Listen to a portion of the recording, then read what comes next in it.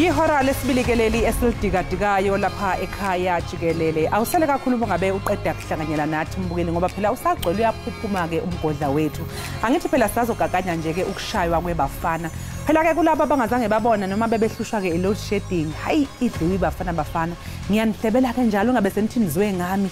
Idlise uphesitawu uvele wageja igoli. Hayi igama lami ngunoxolo wakwamali ihlangana lemhlophe eqa intokazi yale ondini ngaseshamthetho sesifunda sesidala salapha ya ondini mbukeli sukwamukele lapha ekhaya Jikelele makholi ningangiquote ukuthi ngithe bengimane nami nje sengisho sengihleba hayi uchilo ibhakelo suphika uthena uphika ngoku ifana nomuntu ozothi andizoku-offenda the minute aqala uyazi i-offense hayi kodwa ngeke ugejile uphesi yazi ugeje wangabeliever naye wangakholwa ukuthi ugejile hey mna ndithi izinto zabantu ngesana ususho ukuthi usisi Maria ndithi ndiyagcina usisi Maria uthe shavune uthe xa yethi wathi gqi usisi Maria hayi sazolungisa sele imidlalo emibili esasele mabengayiwina nje singakwazi ukuthi siqhubekele amathuba angakanani bakithi asibambe ithembu ithembu zalibamba kanti lingapha yaphakho silibambile hayi masilibambe mbukeli ke masifulise kwakhona njengoko kaloku singena kwiyure yethu yesibini yenkqubo kanti ke mbukeli nanga amanye kamanqaku sesawenza kwiyure engaphambili namhlanje ke ziyavula izikolo kweli kwaye ke iRhawutini ke kukho abazali abangonelisekanga ngezikolo abathe kwafaka khona abantwana babo kanti ke iNamibia yothuse uninzi ngethuba ke eTunisia kumdlalo iAFCON ologama ke iqela leli ke phansi isitya sigcwele ndimlo ke unonkanyezi inkanyezi enomsantsa phakathi kwezinye ndingumadla ngothi mazipho mamshukuma umazondwa ngezakhe izinto mbukeli masijonge eziphala phambili kule yure yesibini yenkqubo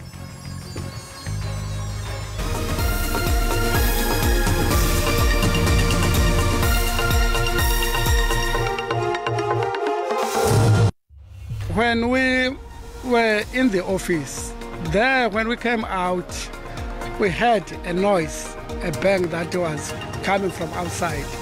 And when we checked, there was a firing of the shots. Kudutshulwe kwashona abalisa abathathu okukholakala ukuthi bangonogada kwabeke sekulimala abahlanu ngesikhathi osomatekisi bedudulana ngenhlamvu.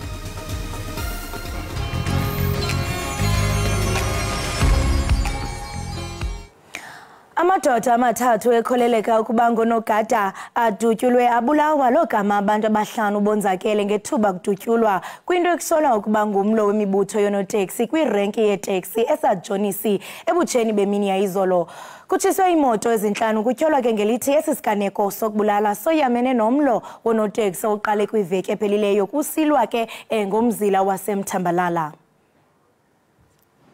Kutyholwa ukuba ezimoto ezintathu zitshileyo bezithwele amadoda axhobe afohlela kuthiwa afike nje agalela ngerhuluwa kule taxi rank kuthiwa ngelixa lodubula kusweleke amadoda amathathu ebenxibe impahla zonogada naswelekele kwindawo yexhwayelo ngoko nangoko. We're in the office there. When we came out, we heard a noise, a bang that was coming from outside, and when we checked, there was a firing of the shots.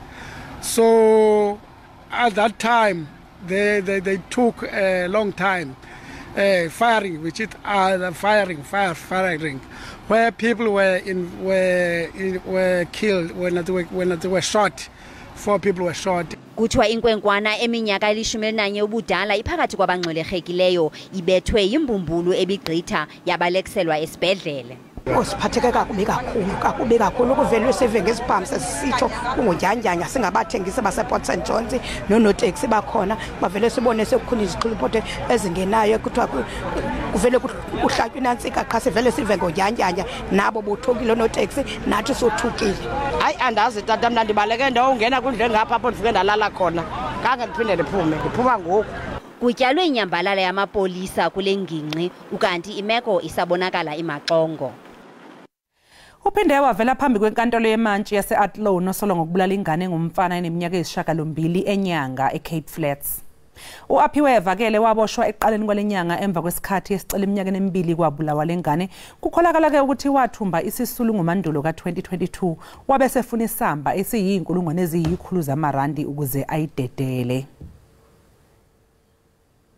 Sekugqithe nonyaka emva kokubulawa kwenkwenkwana yasenyanga nekude kwarhintyelwa umrhanelo ekuqaleni kule nyanga, uAphiwe Vakele ominyaka iyi-31 uvele kwinkundla kamantye Athlone utyholwa ngokuxhwila le ntwana iminyaka 8 ulukholo lwamkhontwana. Usapho luthi lwafumana umyalelo efowunini ogunyazisa ukuba benza intlawulo yeerandi ezili-100,000 kwaye bekwagrogriswa ngokuba uza kubulawa umntwana ukuba benza njalo. Umakhulu kalukholo lwam uchaza indlela aba bantu ababangcungcuthekisa ngayo ngokwasengqondweni. Bafona imini yonke ngalamgqibelo lehlanu, bafona kusasa ngoba bemfonisa lo mntana bambuleleyo besithi thina bakhupha imali abazali bakho ngobulambile. Ikholi yokuqala yokugqibela esayivayo kulaa mntana ba itsho bakhupha imali ngoba ulambile. Uyawuthi uzutye kuphume le mali kokwenu. Umntwana uxhilwe emva kwesikolo ngoLwesihlanu kaSeptemba 2022. Abazali bathi baba manxada behlanganisa R5,000 erandi bebhatala bethembisa ukuzamenye. Kodwa yaye yacinywa ifowuni emva kwentlawulo. Umzimba wentwana uzokufunyanwa kwiintsuku ezintathu emva koko ubotshelelwe ngeseloteyiphu. Umrhanelo uyaziwa lusapho. Siva sikabuhlungu ingakumbi senziwa ngumuntu ongumelwane ophuma nje apha ucela ityiwe ecala kwakhe. Into ebuhlungu into ethi ke ngoku usamane engafuna uza kakuhle sifuna kubanjwe abanye abantu bonke abachaphazelekayo.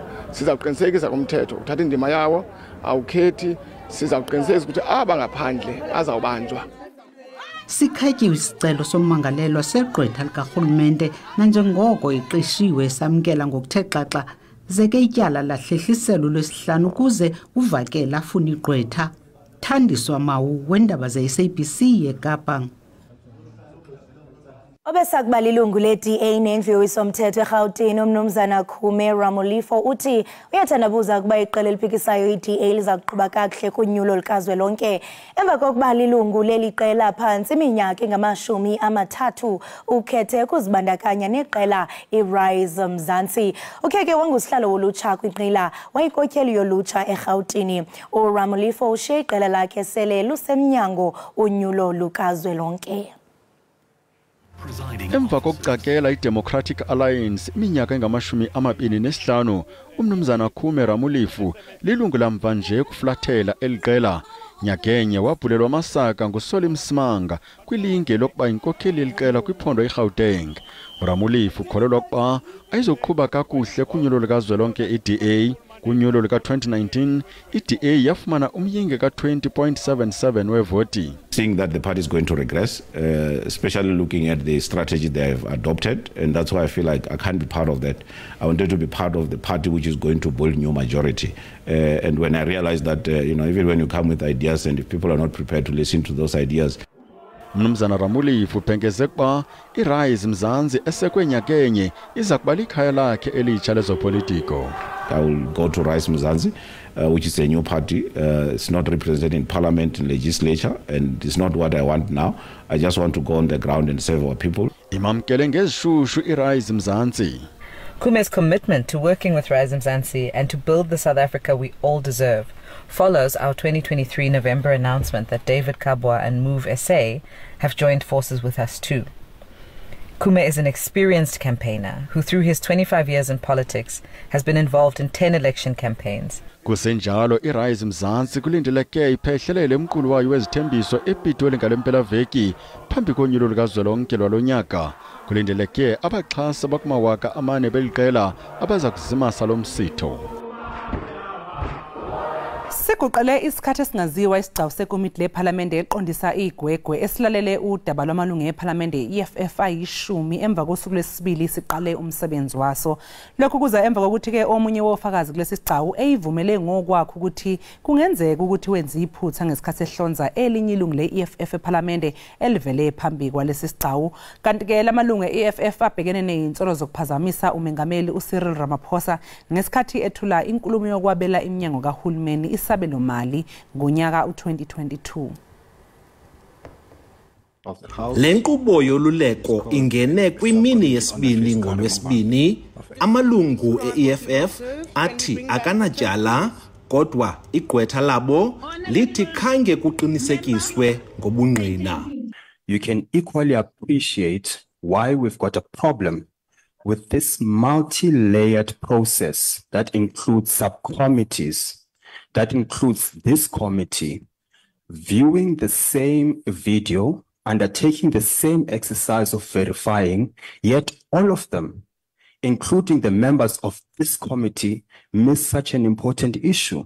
When I said it was Mr. Mkonto, it's because I believed it was Mr. Mkonto. I accept that I may be incorrect, and to the extent that I may be incorrect, because what it would mean I must verify the picture of the member. Igqwetha elikhokela lekomiti beliphikisana nemibuzo kodwa amagqwetha e-EFF athi iparlamente ikhetha iphela emasini. Is it fair of the speaker to admonish and ask members to withdraw for calling the president a criminal and a money launderer, yet at the same time not reprimand and admonish and seek punishment of members that called Shibambu MP a murderer and part of a syndicate in the VPS heist?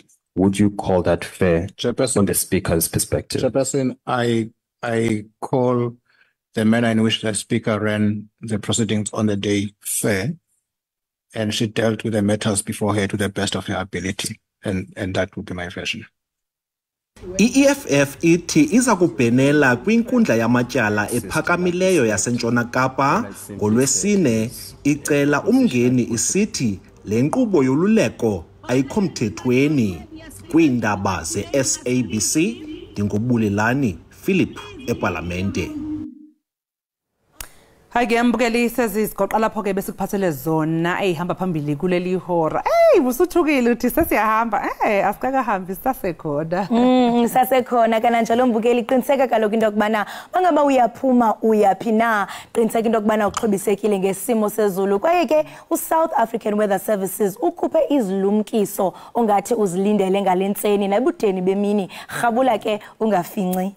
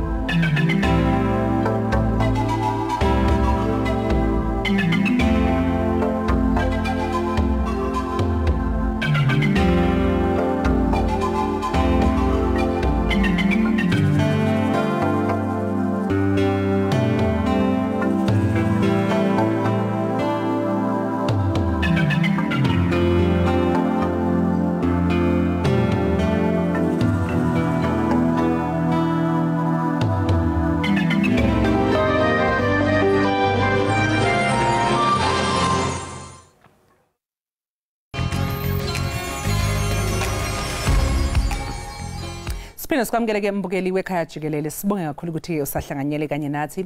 I-Pan African Series Comics ingelinye ke leinhlelo zobuciko okuhloswe ngazo ukuqeda ukungakwazi ukufunda entsheni yaseNingizimu Afrika ngokusebenzisa izincwadi ezinemidwebo, uxoxa indatshana kanye nokufundisa.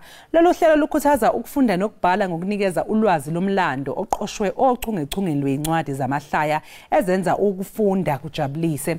Ukuthola kabanzi ngalokhu sixhumana ngeZoom noXolani Masango kanye noKamuhelo Mlife. Kamuhelo nawe Xolani nginibingelele lapha ekhaya Jikelele. Sibonge kakhulu ngokuthi nihlanganyele kanye nathi namhlanje kuseni. Siyabonga kakhulu sisibingelele kuwe nababukeli emakhaya.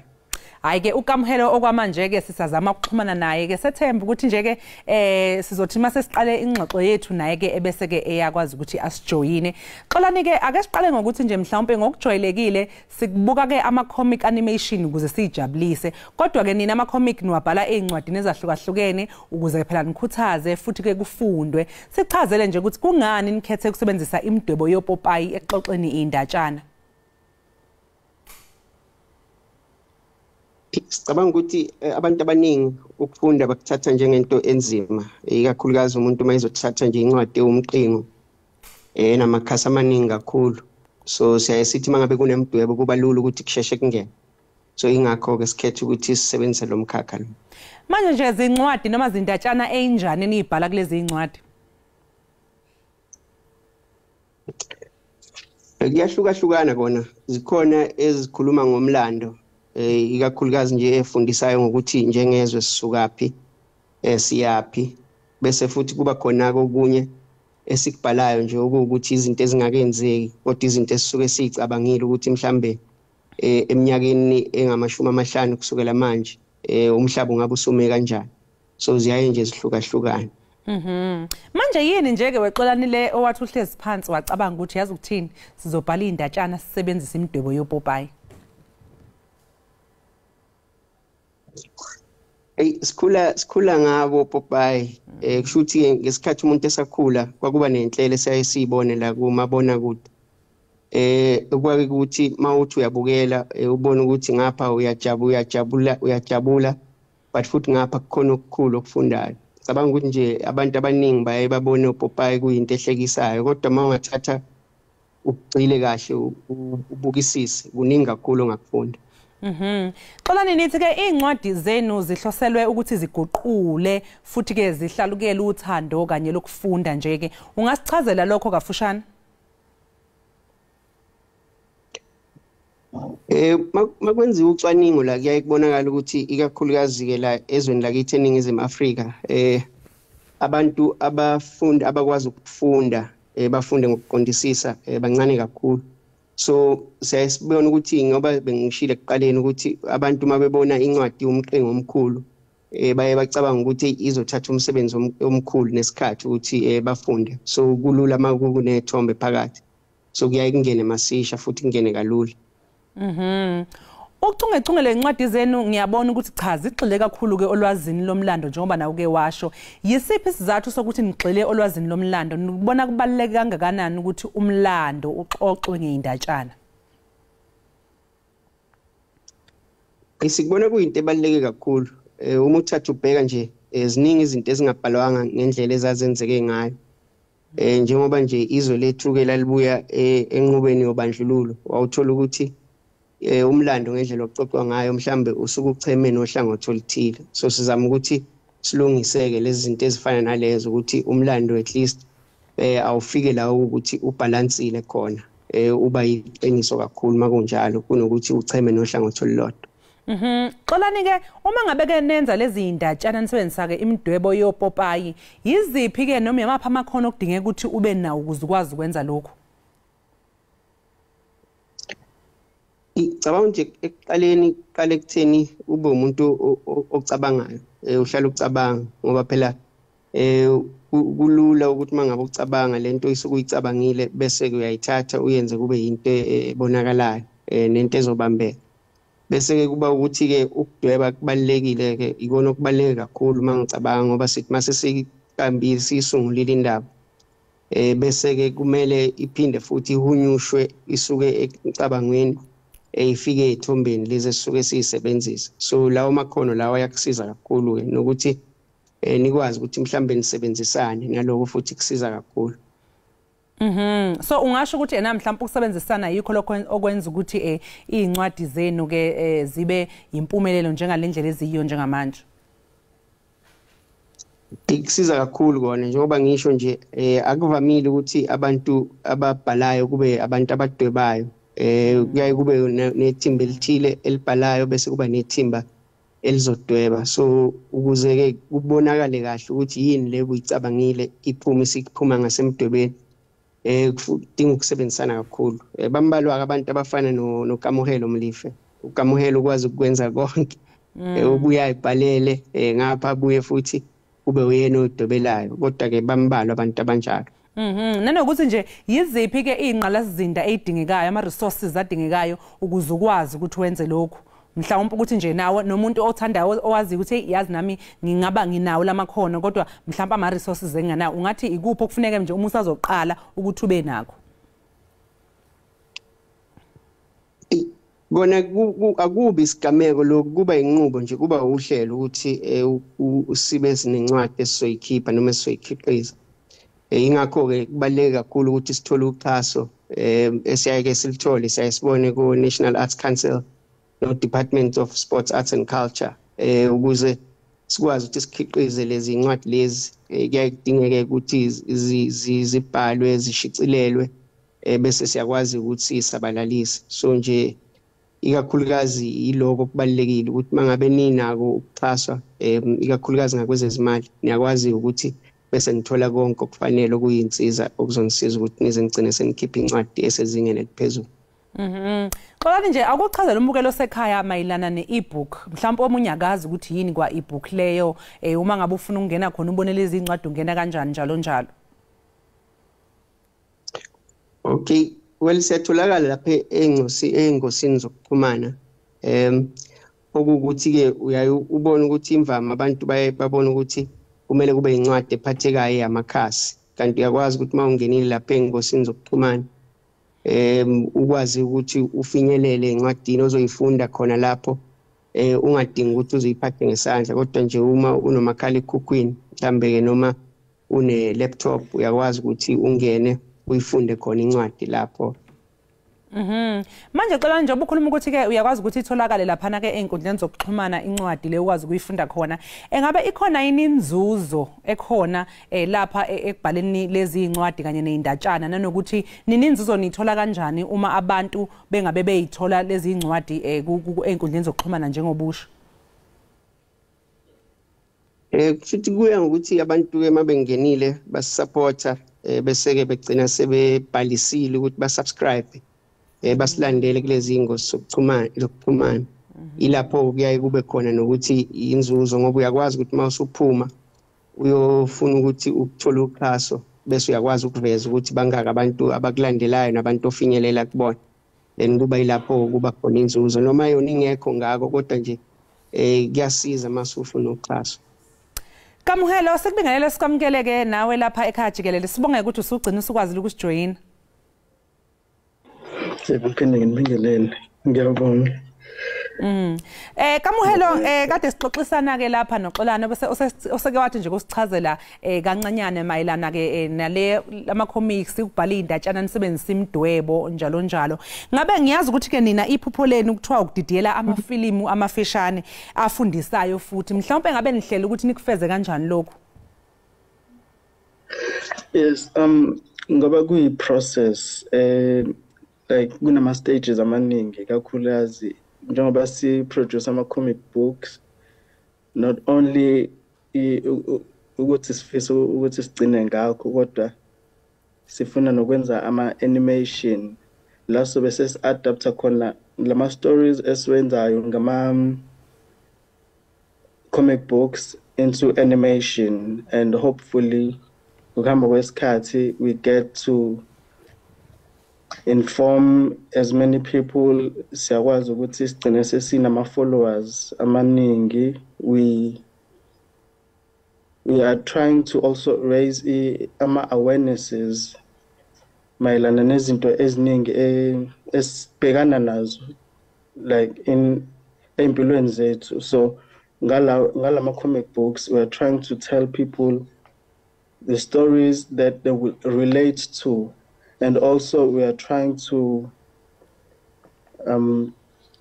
make people have solutions, because with a character in a comic book can face a certain situation and that character will eventually get a solution. So we're trying to also show people ukuthi akhona ama solutions kulezi inkinga esingase sibhekane nazo empilweni zethu. Wekamu uyasho ke futhi ke uXolani ukuthi cha wena ke hayi impela umuntu unamakhono angajwayelekile ngoba ukwazi ukwenza kokubili ukuthi ukwazi ukudweba kanjalo nokuxoxa nokubhala indatshana. Mhlawumbe yini nje egqugquzelayo ngiyakuzwa ubalula udaba lokuthi kubalekile ukwazisa abantu ukuthi einkingeni ezikhona ziyakwazi ukuba nezisombululo ukuthi yini egqugquzelayo nokuthi iziphi izihloko mhlawumbe othanda ukuyithinta mangabe ucabanga ukubhala lezi indatshana. No, kakhulukazi kusuke ngoba sine ngingasho ngithi sine history eningi la eSouth Africa, and abantu abaningi ngathola ukuthi abayazi leyo history, and ama-comic books akwazi ukuthi akuveze lokho ngeyithombe through ama-illustrations. So it doesn't necessarily mean ukuthi mangayazi leyo language based on leyo ncwadi mangabe se-library usuzohluleka uku-understanda istory esenzakalayo lapho kuleyo ncwadi. So ama-comic book ayenza ukuthi kube lula ukubona even for ingane engakakwazi ukufunda ukuthi ikwazi ukubona iy'thombe ngoba sifunda kanjalo sonke ama-illustrations. Usakhuluma ngazo ke izithombe njengoba uphinde esho uXolani ukuthi uyadweba uphinde futhi ke ubhale indatshana mhlawumbe ukudweba nje for example umuntu ongaba interested abe nomdlandla ukuthi ukudweba uyakwazi mhlawumbe ukudweba esebenzisa umsizi noma ipeni ungathi nje ke ikuphi okudingeka ukuthi abe nakho ukuze mhlawumbe akwazi ukuqala ukuthi afunde ukudweba ke esebenzisa lobu buchwepheshe. Konke kuqala mawune-idea une-drive yokuthi ufuna ukuyenza leyo idea igcine sekuyisithombe ngoba ufuna abantu bayibone ufuna ukuyishare nabantu abaningi leyo idea yakho. Konke kuzoqala kwi-idea kuza ephepheni nakwipenseli ngoba kufanele usuya-drafta ila usuveza khona i-idea yakho now ukuthi uqala uyibone uyi-enhance before uyithathe uyifake kuma-software because nowadays sesebenzisa ama-software kakhulu ukuthi si-illustrate because sifuna ukuthi we want to reach a broader audience. Not just ukuthi sifuna ukugcina la eSouth Africa but we want to reach as many people as possible. Xolani mangabe does have to yes hayi ungaqedela Kamu. No nayo isoftware iyadingeka agcine ephepheni nakupensela isoftware nayo iyadingeka mase ufuna uku-edita ama-speech bubble nje kuningi masufuna nokufaka i-graphic design because akugcini ngokuba i-illustration fanele kube khona nabanye abantu abama-graphic designers abazosebenza kuyona leyo ncwadi. Xolani ke sesiphetha nje ke amazogcina mhlawumbe ongathanda ukwadlulisa kubabukeli mhlawumbe abanogqozi lokuthi nabo bangene kulomkhakha wenu. Yeah, ukuthi mangabe ufuna ukuba i-artist or i-illustrator noma i-comic book designer kumele uqale ungazi ulinda ukuthi utshelwe umuntu kumele uqale ngaleso sikhathi obona ngaso ukuthi kuyadingeka ngempela ngoba mina ekuqaleni ngangihluleka ukuthola umsebenzi until the Pan African Comics Group yangithola ku-Facebook ilaba kwazi khona ukuthi bangiqashele nomuntu ozongisiza angifundise ohlala eBotswana uHoabone Mahwe wangisiza kakhulu wangifundisa through i-project yaku Pan African Comics ngoba baney'nhlelo ey'ningi zokufundisa abantu ukuthi bakwazi ukudweba nokuthi bakwazi enhance ikhono labo lokubhala. So by going through i-websites ye-Pan African Comics, ungagcina ukwazi nawe ukuthi wazi ukuthi uconnecta nobani ukuze ukwazi ukufundiseka. Ayike sethembe ababukeli ukuthi ke bazoyisebenzisa ke leyo mniningwane usubanikeze yona. Xolani amazogcina nje nawe ke sesiphetha nitholakala kuphi lapha ku social media abantu mabefuna ukufunda lezi incwadi zenu mhlawumbe ama handle wenu? www.pac2085.com. Mhlawumbe nje kuamazogcina bengizothi kubalekile ukuthi mangabe unesifiso sokuthi ungene kulomkhakha kakhulukazi uzibandakanye nje nokuthi ufunde kakhulu nokuthi usicinge uphinde futhi uye nakusembonisweni khona imibukiso eyayibe khona njengo Victoria Yards mhlambe nonye abanye sibambisene nabo njengencome museum uye nasemakhasini abo mhlambe usibheke sithembe ukuthi njengoba ukamohelesho soze sifike naphesheya kwezilwandle khona uGothenburg Festival ukuthi nakhona futhi sinasi isifiso sokuthi size sigcine sesifinyelele khona. So nje mawukuthi ufuna ukuthi ube khona uphithizele ufune ucinge uzibandakanye nabantu bese ke uba umuntu ozimisela ukuthi ulalele ufundiseke njengoba besechazile ukamohelo. Ngiyabonga. Sibonga kakhulu ke Xolani, sibonge nakuwe Kama, usinifisele nje ke konke okuhle sengathi kungakhanya ngaso sonke isikhathi. Siyabonga kakhulu sisi.